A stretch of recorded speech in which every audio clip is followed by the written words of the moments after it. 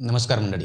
लाडकी बहीण योजना आता बंद होणार. महाराष्ट्राच्या राजकारणात आणि घराघरात सध्या एकच चर्चा आहे, ती म्हणजे मुख्यमंत्री माझी लाडकी बहीण योजना. पण आता याच योजनेबद्दल मुंबई उच्च न्यायालयाने एक असं विधान केलंय, ज्याने सरकारची झोप उडालेली आहे. तिजोरीत पैसे नसतील तर लाडकी बहीण योजना बंद करा, असा थेट दम न्यायालयाने दिलेला आहे. पण न्यायालय असं का म्हणालं? नक्की काय आहे हे प्रकरण?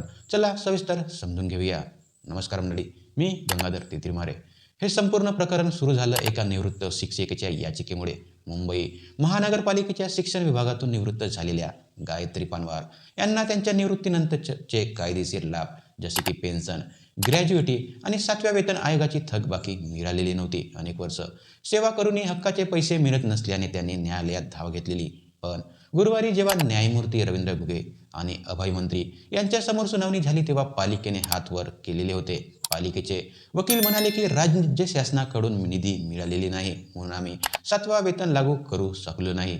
हे ऐकताच न्यायालय संतापलं. न्यायालयात म्हणालं की एकीकडे तुम्ही लाडकी बहीण योजनांसारख्या योजनांवर 43,740 कोटी रुपये खर्च करताय आणि दुसरीकडे ज्यांनी आयुष्यभर सेवा केलेली त्या कर्मचाऱ्यांना पेन्शन द्यायला तुमच्याकडे पैसे नाहीत. हा विरोधाभास न्यायालयाने उघड केलेला आहे. न्यायालयाने केवळ तोंडी टीका केलेली नाही, तर अत्यंत कडक शब्द वापरलेले आहेत. पैसे नसतील तर ही योजना थांबवा, पण लोकांचे कायदेशीर हक्क देऊ नका. असं चालणार नाही.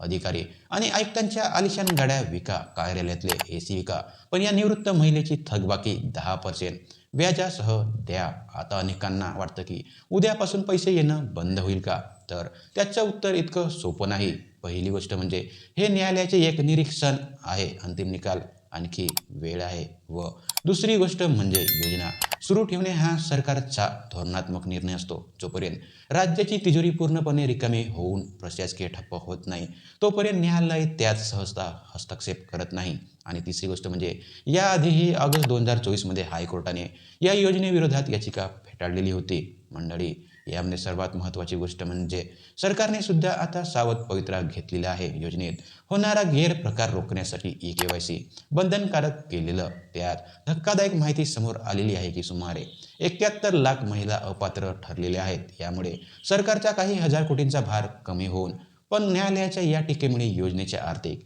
नियोजनांवर प्रश्नचिन्ह उभं राहिलेले आहे. तर मंडळी, न्यायालयाचा रोख लाडकी बहीण योजनेच्या विरोधात नाही, तर सरकारच्या प्राधान्यक्रमावर आहे.